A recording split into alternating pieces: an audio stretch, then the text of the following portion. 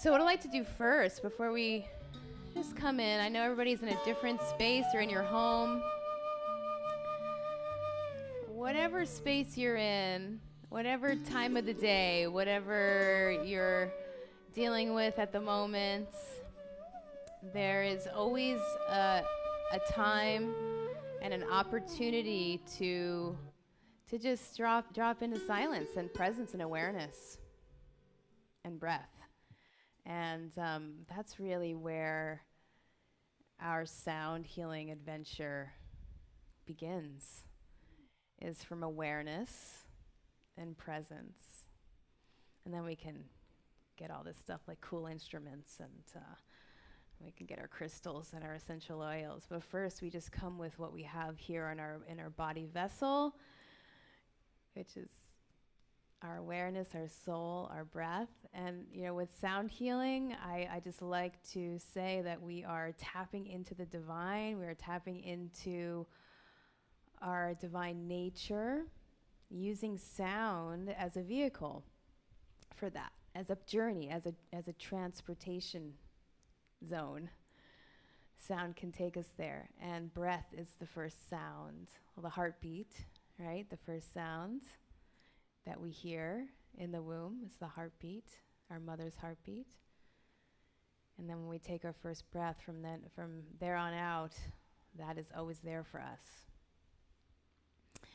So before we get into some details about sound healing and my journey and all the wonderful aspects that make up this journey and this path, this vocation, we're going to drop in for a second and with breath, and it's just the sound of this just chalice.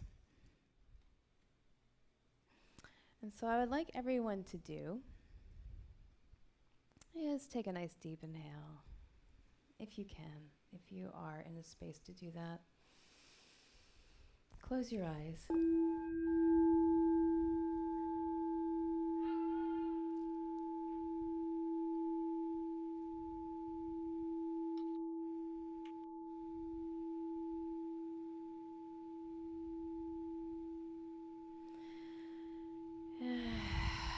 Let it out with a sigh, taking that nice deep inhale, holding it at the top, and then letting it out.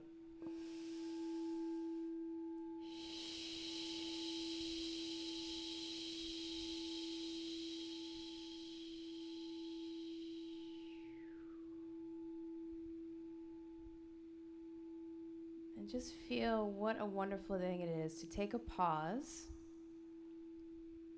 to take one breath, which is a Zen practice of even just one breath. We're not talking about having to take, 5, 6, 7 breaths, but even if you just get one really nice inhale and release, that's a wonderful feeling.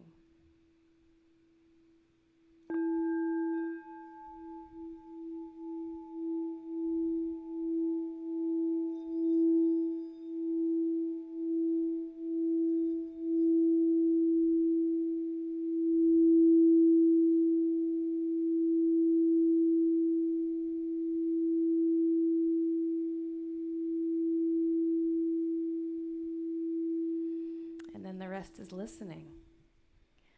So that's where we're going to begin today. And, when we come into that state of awareness and presence and stillness, think about that as where everything else is born from. All the sounds we want to create, all of the activities we do, anything we build, taking care of our home, taking care of our kids, building our career, everything is born from stillness, and we have to always come back to stillness. And as a sound healer, this has become really numero uno in this work, is how we get back to stillness and space. Otherwise, if it's full all the time, then how do we let anything new in? How do we clean out? How do we clean house? How do we come back just to simplicity in what we do? And as a sound facilitator, this is what we teach. And we don't have to have 10 sounds playing at once, just one sound, just the breath, one toning vowel, one bowl, one chime, right? And it's that simplicity that reminds people to come back into presence. There's so much noise around us all the time. And so what we need to do is it's that reminder. And from there, from that place of stillness and truth within ourselves, our internal wisdom, finding our internal wisdom, finding what our intentions are, what we want to bring to the world through the sounds, then we ignite the sound of our soul. And this is the new slogan, phrase, tagline, whatever you call it, that I found in the past few months that really speaks to what my journey has been about. And what I hope you all find in your path as a sound healer. And in turn, it's what I love to coach people on, is finding their way of bringing ceremony and peace and relaxation and stillness and healing to communities. And we all don't have to do that the same way. And what's so wonderful about this modality is that we don't have to all just play gongs. We don't all just have to play crystal bowls for it to be sound healing. We can make our own song. We can choose our own sound palette, our own textures, our own way to bring our unique wisdom to the world. And so that is kind of where we start. And my story is really about that too. It's about finding the sound of my soul and bringing that through my work now as a sound meditation guide. I like guide. What do we call ourselves? We call ourselves sound healers, facilitators. It's kind of a dry word, but it's safe. Are we sound therapists? Well, there's music therapists, but we have to be careful. Are we healers? Oh, this is Mars, by the way.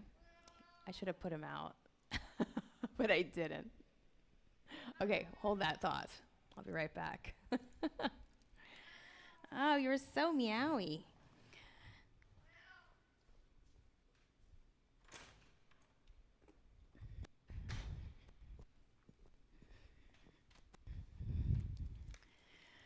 There's always fun stuff to splice out of the replay, that's for sure. Okay. So, continuing on.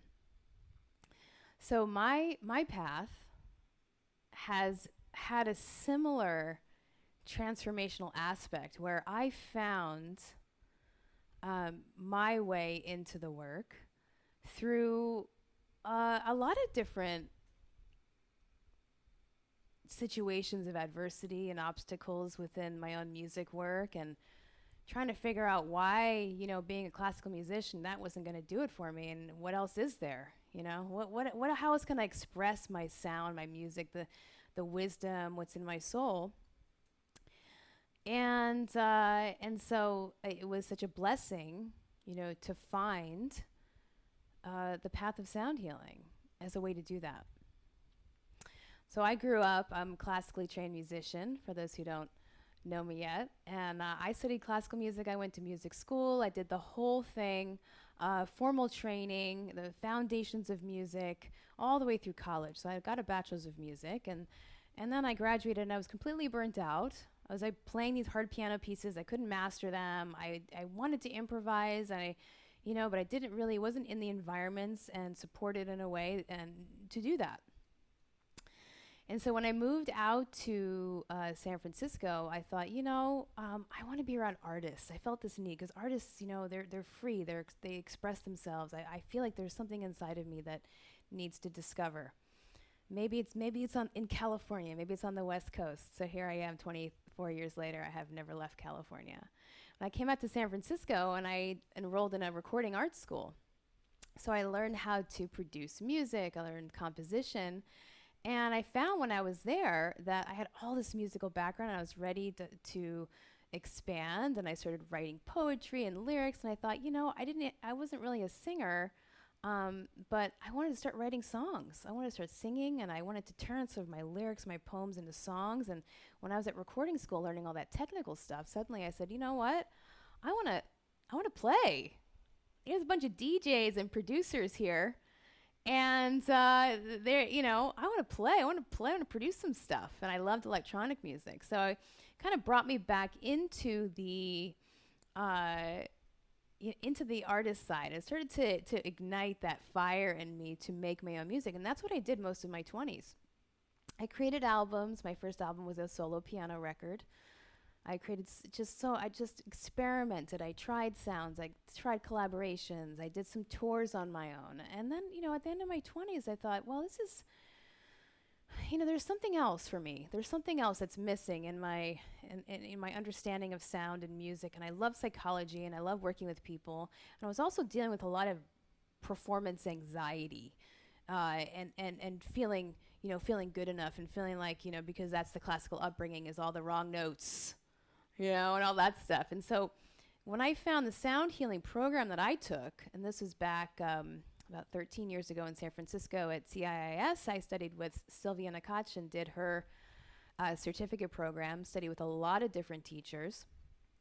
It really just blew my mind and changed my perspective forever on sound and making music. And I thought, this is it. This is the missing piece of the puzzle for me. And this is me as a trained musician, already knowing how to play music. I have a lot of tools already, but the spirituality piece, that mysticism, that energy, sound is energy and vibration, the different tools that are around, like sound, improvisation, and using the tool like drumming and tuning forks and harps, and just learning about qigong and meditation and raga and chanting and mantras, and you all of a sudden you're like, wow, this is pretty much the richest environment I've ever been in terms of sound and music development. Like, there's so much here to explore. And it was truly, truly exciting. It changed my life. And I really spent, even after my program, I spent a couple years studying more in depth a few teachers, the Tibetan Himalayan bowl teacher, and I took some master classes and workshops with different contemporaries we go over in the course also. And I just found that there's a lot of very cool experiments going on, inquiries, research, and real shifts in transformation happening in people through this work. And so I come to this work as a recovering classical music student, turned artist, singer, songwriter, producer, turned sound healer, and really finding myself in my life's work, and wanting to share that with other people as a guide, as a facilitator, and also as a coach, because when we nurture our communities with sound and music, there is just a beautiful evolution that occurs, right? And it's sound. We can't see sound. We can feel it. We can sense it. It opens up our spatial awareness. It opens up possibility. It brings us back to presence. And that really can shift everything in your life. And it's really got me through a lot of adversity as well over the years. So that's my transformational story, is that getting to that point where I have all this knowledge, and this was like the missing piece. And over the past 13, 15 years, really developing my craft and continuing to research and continuing to get excited over and over again about how this is growing and affecting people. And as I mentioned earlier, we start with listening. So can you imagine people come to the sound healing, they lay down on their back and they close their eyes. And this is how you start and begin with them. This is how you begin. they are ready to receive. Okay, this is very different from me in my 20s, spending, years on my songs and going out to the club and hoping, just pouring my heart out. And it's a bar and it's a couple people and they're talking and nobody's really listening. And being like, oh, why did I do this? But again, this is creating a space. People need this. They're ready to absorb, ready to receive. And you're the guide. You're creating that ceremony, that container for work to occur. It's a very vulnerable position for people to be in, isn't it? That they lay down and they close their eyes and they listen and they're bringing everything that they are carrying with them mentally, emotionally, spiritually, and you are holding space for these people and you're guiding them with sound. What an awesome honor and responsibility this is. So I really think this is the way forward, is getting people to slow down and to develop your own wisdom and intention behind the work for people to have transformational shifts through vibration. Now, for the people that are here, feel free to ask questions. If I don't get to them right away, I will. Ashley is here helping me today, and so if there's something that comes up, just let me know. So I wanted to share a couple things here, just a little bit really about how my journey has blossomed and really what's possible. Like what's possible for you? What directions are possible in this work here we call sound healing? And again, I call it sound meditation design because we go back to this designing your own container and the way you want to do it. I give this bird's eye view of, hey, these are the players, these are the instruments, these are the concepts, all these things, and then you are the master of your ceremony. So I have some pictures as I kind of go along here. So we start with listening. Listening is the fundamental piece of the whole puzzle. We have a whole module on this in the training. And then we come to community, forming that circle of this container, we call it, where people feel safe to close their eyes and tune in to themselves. And here I'm teaching devotional voice, so it is dropping in through the voice, through vocal toning. The voice is the first sound healing instrument, the most important sound healing instrument.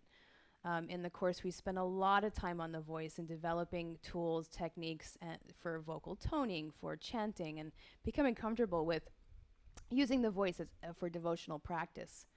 Not necessarily becoming, we're not becoming professional singers. That's not the point of this. In sound healing, we're using our own voice to move energy. And so that is one of the key aspects of this.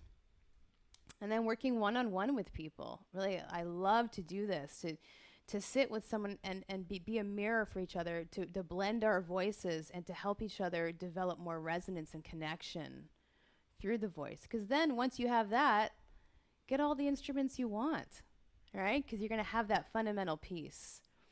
Then there's working with people one-on-one. So people just need to relax, de-stress. Their nervous systems are in fight or flight most of the time. In fact, I took some workshops with Dr. Jeffrey Thompson, and he confirms this, is that we think we're relaxed, but we still might be a little bit more in that fight or flight, and we're there most of the time because of everything that we deal with on a daily basis. So when you create these containers for people, for relaxation, you're able, to get people just to unplug for just a second, and a lot of the time, they'll fall asleep. They just need someone to hold space for them, a safe space, so they can let go of these tensions that are so deep, right? That they just need these reminders and someone to just, we are here to hold space for people's healing. We don't heal. We hold space for people's release, for people's relaxation. And then there's going out to taking all your instruments out to yoga studios, meditation centers, really any space in the world. can hold a sound healing outside, inside, corporate, offices, right? And so over the years, this has been very fun for me, right? So I cultivate the voice, that connection, that presence, the listening, and then I'm like, yeah, I'm gonna get some instruments. And so this has been really fun to collect some of these things, to weave them into journeys that take people from one place to another, and develop the art form around that. Because this is also an art form, being a sound meditation artist. Um, and there's so many configurations you'll see. I'll show you. You know, sometimes I'll just have that all acoustic setup. Sometimes I'll have my laptop. I'm a composer, so I use soundscapes and electronic sounds or nature sounds that I play along with my flute or with my bowls. And it really depends on what the environment calls for, you know. But at the end of the day, there's so many opportunities to spread this work, you know, multiple generations. Here I'm in with a bunch of kids at the Getty Center.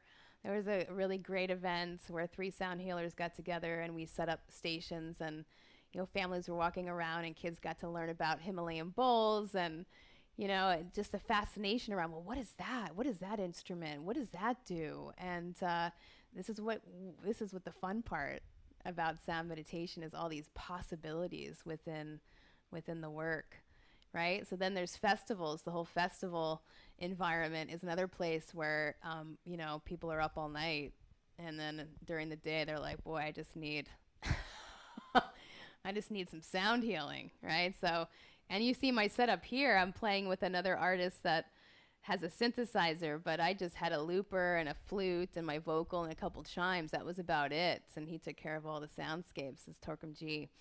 But look at all the people coming just to like relax and do vocal toning, right? So any environment can hold this. I know, and of course we have like the live streaming. So with live streaming, I really do a lot of more of my technical work. I do more looping, more effects. And so this has been my path, is really exploring all the ways that I can build a journey. And so I've done it all. I've really experimented with every tone, every texture, and always finding new ways to create the shift through what I design. But this is a beautiful studio in Encinitas, and they were doing live streams during the pandemic. And then there's just these epic spaces like 360 domes. And in this one, you have people that were dancing for 2.5 hours, and then I got my 20 minutes to do a sound healing for ecstatic dance. And, you know, I had to make that as impactful as possible. I had a very small amount of time to create the most amount of impact in that space. So I had, you know, some ocean sounds. I had some flute. You know, I kind of try to, you know, do a little bit of everything just to see how I can get everyone's to fully, you know, get everybody's energy fully grounded back in. And then, of course, the signature, like sort of the culmination of my work in sound healing and sound meditation is the Sonic Devas, which is a group of women, sound healers and musicians coming together to create one giant transformative experience. And that's really evolving now from sound healing into songwriting and transformational music, you know, even not just ambient, but also song-based medicine music. And in particular, it's been wonderful to be able to try spaces like this and have people receive in such a profound way, right? So now it's not even eyes closed anymore. Now we're having a performance. Now we're taking sound healing into the performance realm with visuals and the whole spectacle, right? And I think one of the most impactful performance for me was the being in a church with Sonic Devas was the most extraordinary, because you're in a divine space with lots of history, but we're taking now sound and music even away from religion into the more spiritual realms and into the divine realms just through sound and vibration. And that is what was also just an extraordinary experience of transcendence for the people that came, and also for us working together. Yeah, so a lot of energy, co-created energy, happens here, and but at the very beginning, it's really just about you and your breath and your wisdom and your goals and how your wisdom wants to come through. And I feel extremely fortunate to have had all those experiences so far, and to continue to kind of to play. Like, remember, this is play. This is fun. To push the boundaries of how we can bring our wisdom out. And then in a couple weeks, I have a gig doing sound healing for a Melissa Etheridge festival in Cancun, and this is like one of my biggest opportunities yet to bring sound healing to like a whole new audience, and figuring out what I'm going to travel with and how I'm going to do it and all the logistics around that, and then being able to travel and drop in after not really traveling that much and doing this over the past couple years like everybody else, right? So dealing with my own, right, going back to the anxiety and the presence, and really just dropping into the wisdom and the confidence to step into that space and feel like, yeah, we're going to do this. We're going to influence some hearts and minds today and get people to really change their perspective on what sound is. They're coming down to do some rock, to hear some rock music. So, and it's wonderful too, because now the health and wellness is becoming more and more a part of a festival event, a larger scale event. That is an important component of what many larger scale events want to provide. And so there is a lot of room for growth and for you to find your path into the work. So I'm not a coach who's, again, I say again, I'm not going to be the coach who's like, okay, you have to only do gongs. We're only doing gongs for a week, and you have to play gongs this way, and this is it. And these are the only gongs that are good, and these gongs aren't good. And you can only, if you want to have this certification, you got to do this. Like, no. But you can do that if you love gongs. Go study with a gong master, learn about gongs, that you want that to be your focus. Same thing with crystal bowls. Crystal bowls is a very loaded, interesting culture, because they're very overpriced, and they're just one type of frequency. They're really great.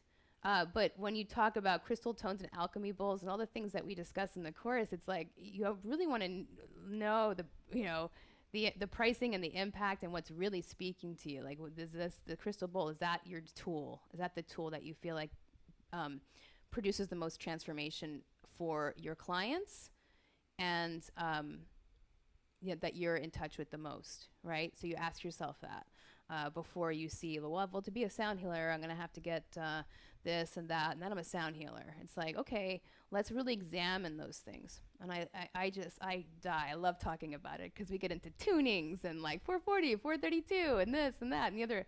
And it becomes quite a conversation. In fact, I was just talking to another sound healer of mine, a friend of mine, who was looking at a set of crystal bowls, finally, a set of 7, and just looking at the prices and the tunings they offer, and it's just unbelievable. Okay, so yes, Ashley says she's using her voice as the main instrument, and Ashley's been with me doing devotional voice for a few years, and there's so much variety with just the voice. Remember, everyone, and if it just takes you developing some confidence around that, that's fine, because ultimately you'll feel really grounded in the work if you're using your voice. Yes. Oh, and thank you. Yes. So lots of opportunities to play in plant medicine ceremonies. Yes, salts, absolutely. The plant ceremony world is really a big avenue now for music and sound facilitators and guides, because people are going through really deep transformations within a short period of time, and where they're held by music and sound. Yeah. Yes. Sophia. Sophia's my crystal bowl girl. Yeah, that's right. And if they're GE, then they're probably really high quality, General electric bulbs from 25 years ago. Absolutely. Yeah. You have to really be discerning now. I spent time last year in the sound meditation design training with a few of my students, figuring out what bowls they actually have and what tunings they're in. There are a couple students that had mixed tuning bowls and didn't even know it and wondered why they weren't working together.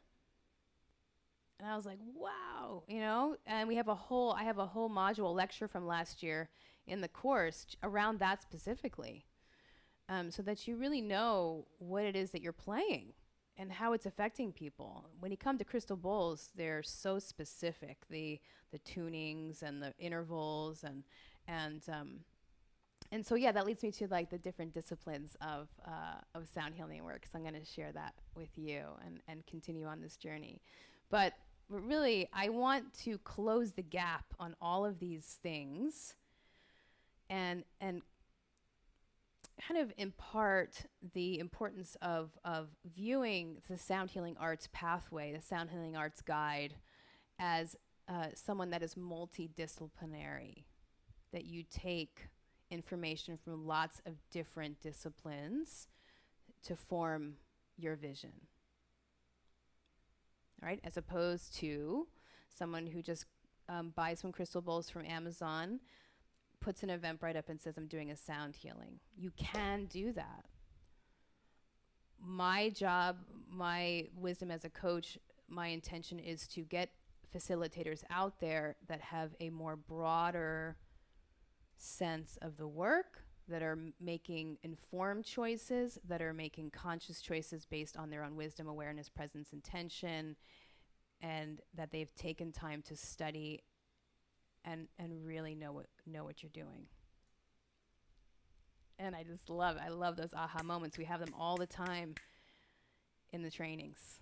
It's like, I have a student, Dennis Lang, who took this course privately with me, and he's doing trainings with his wife all over the world, and yin yoga trainings, and he has been playing, he has been doing sound healing, but he took this course and it completely shifted his perspective on meditative playing and creating space in containers. And that's really cool, because if someone who already has experience was able to level up and actually absorb and transform that quickly, someone who's just starting out, you can see how it's a condensed way to learn, get the information so that you can mold it and really see how you're going to use it in your environment. Okay. I like talking today. I wasn't sure if I was going to feel like talking today, but here I am talking. Okay. All right. So let's talk about just a little bit about the merging of disciplines here in the sound healing arts. So I'll take this one down. So this is one thing that I came to realize during my training in sound healing. I'm probably missing some stuff here, but when I talk about the merging of disciplines in the sound healing arts, these are all of the things that come to mind. All right, meditation and mindfulness. Huge now.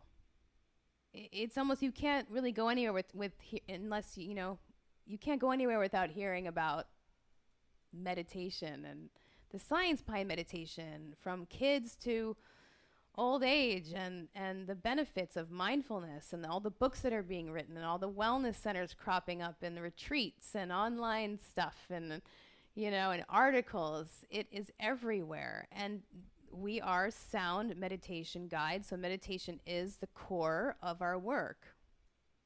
Meditative states, understanding about meditation, understanding how to lead and create a container for peace and awareness and presence. And then my favorite, just because of my background, musicianship and music theory. Oh boy. The language of music. How can you play sounds and learn about scales and learn about intervals and learn how to play something in a meditative way without really knowing some of the key components of music fundamentals. I think this is super important in our journey. That way you won't be confused about the tunings of your bowls. You'll know which ones sound good together. You'll know when two of them are good for dissonance and two of them are good for creating harmony. You'll know which ones are good for nervous system balancing. You'll know how to put instruments together in collaboration with other people. You'll know about the keys. You can't play an F sharp flute, you know, with a C major monochord. Don't do it, right? And so understanding, you don't want to create dissonance thinking you're not creating dissonance. You want to know when to use those concepts and be able to speak to them in a knowledgeable way. So I spent a lot of time on this. And also rhythm and pulse is a part of that. Knowing about having a groove to your work and pulse so that you can drop people in and entrain people. Then there's the science and physics. I go over some key concepts here just to ground everyone into how sound works, how we see sound, like cymatic sacred geometry kind of shows us how sound creates patterns in our environment. And since everything is vibration, we look at a flower. A flower is like a tangible, something we can see version of what sound also does. Sound creates patterns, sound creates shapes, sound moves energy, creates colors. The light spectrum is connected to our sound and frequency spectrum. All right, then there's mysticism, religion, and spirituality. And these aspects of sound, how sound is something that connects us to divine space, to universal energy through different practices of listening, of chanting, of visualizing, and even playing our favorite instrument, but truly being present with the sound connects us to something higher than ourselves. So that's the juicy stuff, right? Metaphysics, mysticism, religion, spirituality. And is it religious? Do we need to talk about religion? Sometimes it helps us if we grow up, if a particular religion is important to us, then that is totally valid. And having a conversation, internal and external conversation about how spirituality is connected to your religion and how then that moves forward. Lots of really cool ideas there. All right, then we have energy and alternative healing modalities, sound healing arts being connected to things like Ayurveda and acupuncture and yoga and these other things that are considered alternative healing modalities, but they are complementary to the Western methods of the medical system and in fact integral to us on really understanding how to create a whole system, a whole person. And then artistic expression, which I've done a lot of. Artistic expressions since I came to sound healing as an artist, as a musician, and how to be creative with the sounds, with creating journeys, and you can become an artist through this pathway too. And it's okay to call yourself that. You're a guide, a facilitator, but you're also an artist, which is a wonderful thing to be. The world needs more artists, more people expressing their creativity. Then world cultures, traditions, and practices. We are sound meditation guides that are now drawing from all these cool cultures, the Vedic tradition in India. We have Peru, South American, Brazilian culture, Icaros, medicine songs, shamanic traditions, instruments from like the very first flute, thousands and thousands of years ago was a bone flute somewhere in Australia, and all the didgeridoos and things that come, all these tools that were used, right? And even here in the United States with the Native American traditions, with ceremony and drumming and flutes and living off the land and living off nature, sound is a natural part of the celebration of these cultures and their traditions. And we can learn about those, really understand those those things. So bringing some of those ancient practices back in to our modern day, right? And cultural appropriation and how we use those things is absolutely a conversation that we have too as we learn and we go along, right? So that we are honoring and respecting these things. And of course, the last two things are more of our modern day aspects of the sound healing, being a sound meditation facilitator or guide, and that's using modern technologies, right? Like right now I'm using my laptop and I'm on streaming, right? Live streaming and vibroacoustic bed technologies and all these things that we can lay down and pump music into a surface and it vibrates and things like that. Developing our own content, video, audio, or otherwise, and sharing that with our clients, sharing that with the world. And through that, we get our product and our brand development of really, this is our offering and we're going to make an event or we're going to make a ceremony or we're going to collaborate on a retreat or we're going to do something and we're going to give it, present it in a way that it can be, it can reach people and you'll start to connect with people in real time. And so last class last year, I did one class on some business and development and kind of starting your own events. This year, this fall, I have, way more time built in, 4 months. So I want to do more with that. So people feel like they have some tools to move forward, with developing their offerings and get support around that. So Ashley says, claiming the artist role felt so good. Absolutely. So Ashley is a person that, she's moved to Hawaii. I'm so proud of her. And she's made a record. She learned Ableton. She's, going out. She's creating a community. She's doing stuff in the park, right? It doesn't even have to be in a building. It's so nice. It's summer now. And into the fall, in most places, it's still going to be nice. You don't even have to have an official yoga studio and deal with the logistics of having a venue. You can really, sound meditation and your teaching can happen anywhere. And it's a very beautiful thing. So this is where I want to leave things today and just get you to think about how your internal wisdom and your presence is going to come through the work that you want to do. And I'm really excited about the course coming up this fall. We're starting in mid-September. And it's going to be great because everything that I did last year is available. Plus I'm going to be building on that content and expanding on the guests, the people that we have to share their wisdom, their modality, and also the devotional voice is continuing. All right, as we just open up ourselves to more and more grace and ease through the voice and through vibrational medicine. I want to invite everyone to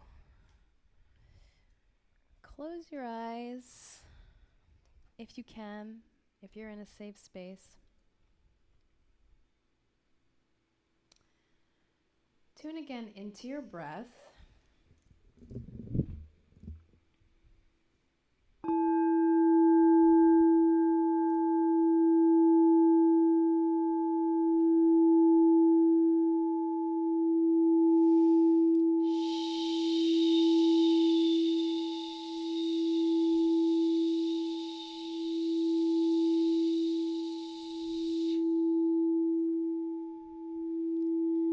This time, use the SH sound all the way out on the breath.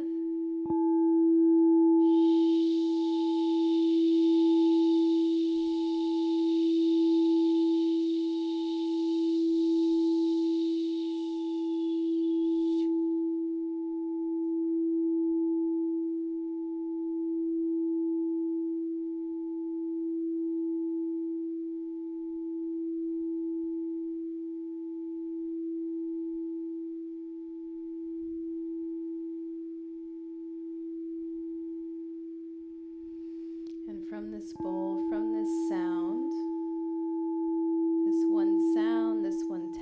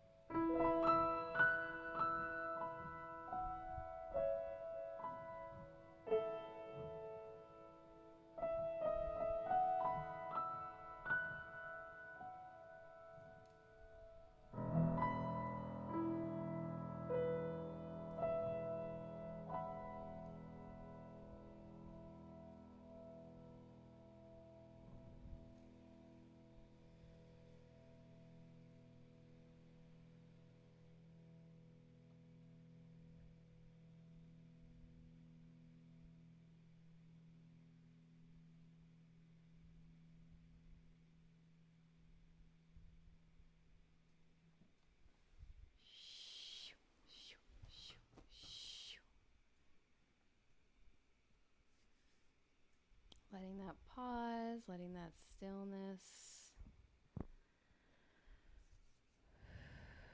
stay with us today.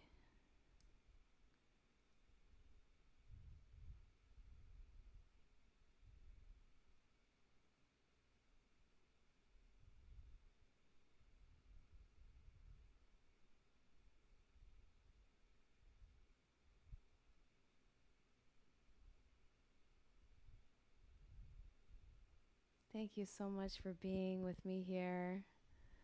Ending with a little silence, a little meditation.